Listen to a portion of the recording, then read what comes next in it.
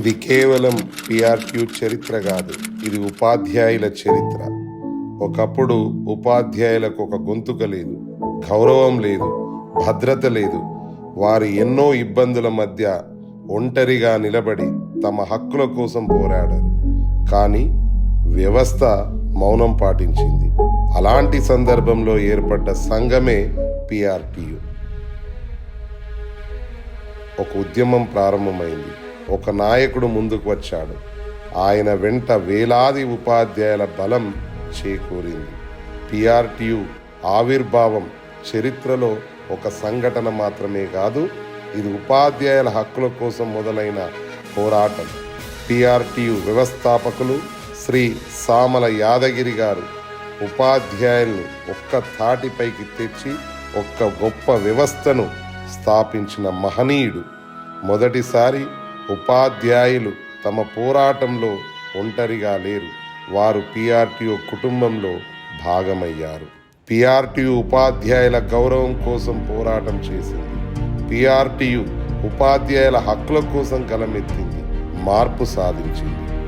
పంచాయతీరాజ్ ఉపాధ్యాయులతో పాటుగా ఇతర ప్రభుత్వ ఉపాధ్యాయులను కూడా కలుపుకొని పిఆర్టీయు తెలుగు రాష్ట్రాల్లో అతిపెద్ద ఉపాధ్యాయ సంఘంగా మారింది. పిఆర్టీయు సభ్యుల పోరాట స్ఫూర్తితో ఉపాధ్యాయుల జీవన ప్రమాణాలను మెరుగుపరిచి ఎన్నో ఉత్తర్వులను తీసుకొచ్చింది. శ్రమకు గౌరవం కల్పించి మరెన్నో విధానాలను అమలు చేసింది. ఉపాధ్యాయుల భవిష్యత్తుకు భద్రతకు ఇది తొలి ప్రయత్నం. మహిళా ఉపాధ్యాయులకు కుటుంబం మరియు ఉద్యోగం మధ్య సమతుల్యత ఏర్పడింది. అందమైన ఆరోగ్య సంరక్షణకు హక్కుగా మారిన విజయం. మహిళా ఉపాధ్యాయులకు ఉద్యోగ జీవితాన్ని మరింత అనుకూలంగా మార్చిన నిర్ణయం. ఉపాధ్యాయుల వృద్ధాప్యంలో ఆర్థిక భద్రతను పంచిన చట్టం అమలులోకి తెచ్చి ఉత్తర్వులను ఇప్పించింది. ప్రత్యేకంగా కేజీబీవీ ఉపాధ్యాయునిల కోసం సాధించిన పెద్ద విజయం. ఇవి చట్టపరమైన మార్పులు మాత్రమే కాదు, ఇది వేలాది ఉపాధ్యాయుల జీవితాలను మారుస్తున్న విజయాలు. తెలంగాణ రాష్ట్ర సాధనలో కూడా పిఆర్టీయుటిఎస్ కీలక పాత్ర పోషించింది.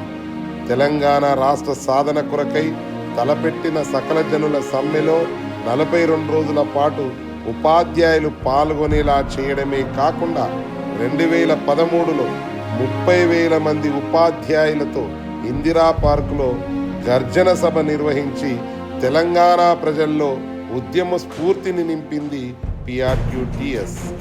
పిఆర్టీయుటిఎస్ ఒక యూనియన్ మాత్రమే కాదు, పిఆర్టీయుటిఎస్ ఉపాధ్యాయుల గుండెలో చప్పుడుగా మారింది. ప్రతి తరగతి గదిలో ప్రభావం చూపుతుంది.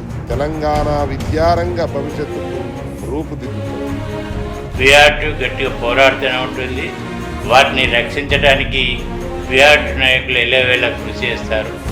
మన ఉపాధ్యాయులు చేయాల్సిందల్లా మన దగ్గరికి వచ్చే వీధి పిల్లల విద్యార్థులను తీర్చిదిద్ది మంచి విద్యా ప్రమాణాలు వాళ్ళకు నేర్పించి సంఘంలో సమాజంలో ప్రయోజకులుగా చేయాలని చెప్పి ఉపాధ్యాయులందరినీ కోరుతా ఉన్నా.